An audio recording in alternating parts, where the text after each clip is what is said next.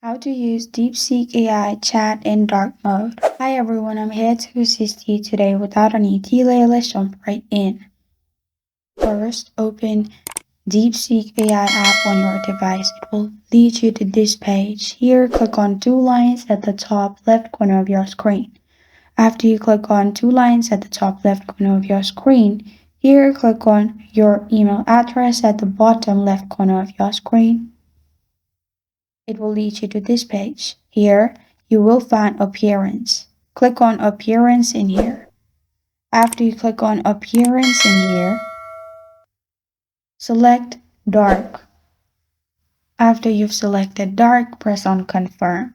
After you press on Confirm, you will find your DeepSeek AI Chat in dark mode. And this is how to use DeepSeek AI Chat in dark mode.